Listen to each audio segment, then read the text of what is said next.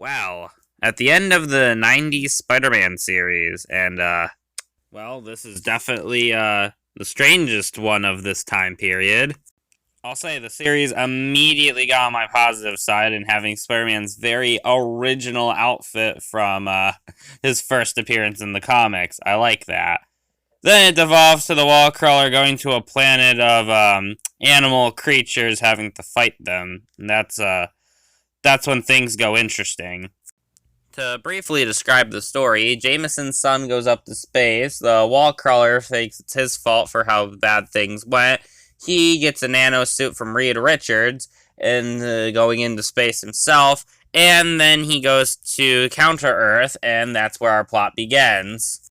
So, to get the gist of it, the entire series basically revolves around our beloved hero being stuck on Counter Earth for 13 episodes, fighting crimes and, trying to find a way back to Earth because, not really a way to do that right now, while finding the secrets of Counter Earth and stopping the Bestial's evil plans. So, yeah, that's the general setup. Definitely not like any other Spider-Man show, though I don't think it's horrible. Don't get me wrong, this is not a very accurate or strong portrayal at all. But when you think that the animated series, basically what was the peak of Spider-Man animated content at the time, I will respect that they went in a direction that no one would ever expect. Though this isn't the perfect show. I'll get into that right now.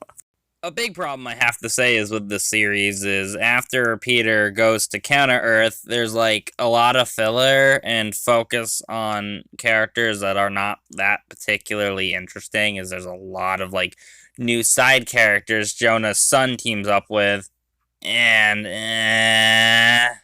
it just kind of became kind of so-so for a while. I will say, though, anytime Carnage and Eddie are on screen, they pretty much steal the show. Also, Venom has, like, an amazing design. Along with that, I really love the animation in this show. Like, honestly, this is my favorite, like, visual style for a Spider-Man show, hands down. Also, on Counter-Earth, there's a lot of reimagined antagonists from the Wall Crawlers lineup. Honestly, just everything about this show just feels odd, like as if some 12-year-old thought, oh hey, what would make for a cool Spider-Man show? Though that's not to be a bad thing. I will say, I would have never expected this out of a Spider-Man series, so I respect it for that, for sure. Even with some of the weird, gross stuff, there's at least a lot of interesting or really well done stuff I can praise about this series as a whole. But then we get to that last episode, and like last time, it's another cliffhanger!